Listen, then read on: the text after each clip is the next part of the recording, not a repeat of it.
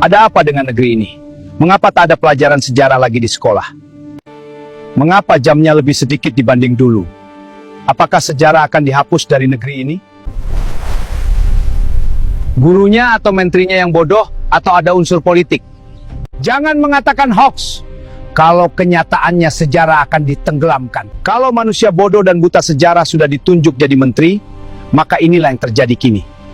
Kita lihat 10 tahun lagi, apakah para generasi masih tetap ingat dan kenal dengan leluhur dan sejarahnya? Kami lihat, tak ada kurikulum pelajaran tentang sejarah Nusantara. Yang ada hanya urusan kemajuan tapi mundur ke belakang. Menghilangkan atau memangkas pelajaran sejarah tanpa alasan yang jelas adalah keputusan yang patut dipertanyakan. Sejarah bukan hanya hafalan tanggal dan nama tokoh, melainkan pondasi pembentukan identitas bangsa dan karakter generasi muda. Tanpa sejarah, siswa kehilangan pemahaman tentang asal-usul bangsanya, proses perjuangan yang membentuk negara, serta nilai-nilai yang diwariskan dari masa lalu. Bukan warisan para pejabat koruptor yang busuk dan berhati kotor seperti zaman ini.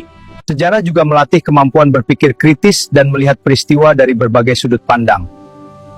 Jika sejarah dipangkas tanpa penjelasan yang matang, maka yang hilang bukan hanya satu mata pelajaran, tetapi juga ruang pembelajaran untuk membentuk kesadaran kebangsaan dan kebijakan sosial. Tanpa memahami masa lalu, kita berisiko mengulangi kesalahan yang sama di masa depan. Bangsa yang besar adalah bangsa yang menghargai sejarah leluhurnya sendiri, bukan belajar jadi calon koruptor sejati. Sejarah memberi arah, agar generasi muda tidak kehilangan pijakan dalam menghadapi masa depan. Bila kami sudah tiada, kalianlah yang akan meneruskan dan melestarikan sejarah leluhur lamanya. Ingatlah cucuku.